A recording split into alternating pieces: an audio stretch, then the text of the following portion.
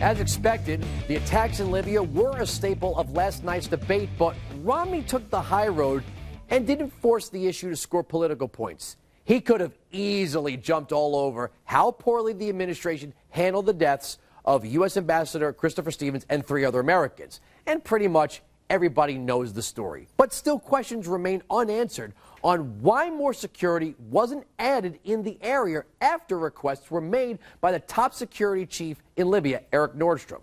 Here's how the president defended himself last night. When we received that phone call, I immediately made sure that, number one, we did everything we could to secure those Americans who were still in harm's way.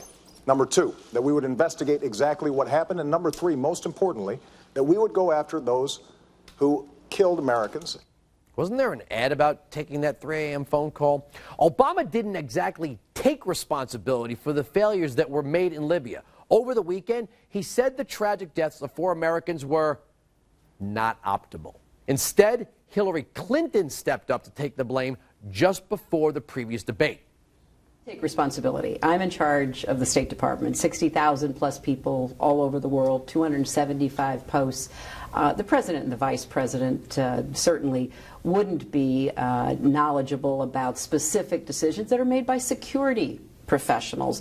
They're the ones who weigh all of the threats and the risks and the needs and make a considered decision. I'm sorry, remind me who's the president again? It turns out now there's a big falling out between the Clintons and President Obama after this big political ploy, which might just scar Hillary if she looks to run for president in 2016. Joining us with more on this is Ed Klein, the author of The Amateur. Thank you for joining me. Good to see you. So we were just talking before this segment that Obama came from this rotten political machine we know as Chicago. Until this time, no one's really been able to out-Clinton the Clintons. Before Hillary made this announcement, there was a video of Bill Clinton just giving this ringing endorsement.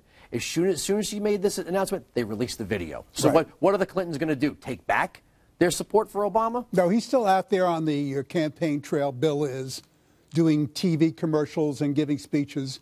But behind the scenes, he's fuming. I'm basing this on reporting that I did with people inside the Clinton camp.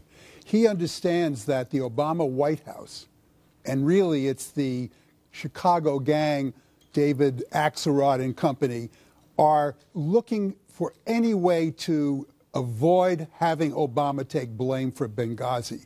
And one of their ways was to make Hillary Clinton be the scapegoat. Bill, realizing this early on, maybe 2 weeks ago, set up a legal team for Hillary so that she could answer any subpoena by the House committee. And this legal team looked into the cable traffic between Benghazi and the State Department. And they discovered that Hillary, according to them, actually asked to beef up security in Benghazi before the attack. And somewhere in the Obama administration, that order was not carried out. Wow. Is this, you look at the Kennedys and their dominance of the Democratic Party, there was always bad blood between the Kennedys and Bill Clinton. Ted Kennedy's passed away. It seems as if the legacy is up for grabs, or I should say control of the party's up for grabs. It is. Now the Chicago progressives want to move it squarely into the hands of the Chicago machine, away from the Northeastern establishment and away from Bill Clinton. This seems like their opportunity if they can get Obama reelected and make sure Hillary never gets to run. You're absolutely right. And Bill Clinton is thinking to himself, 2012 is a meaningless election as far as he's concerned. 2016 is the election he's looking at.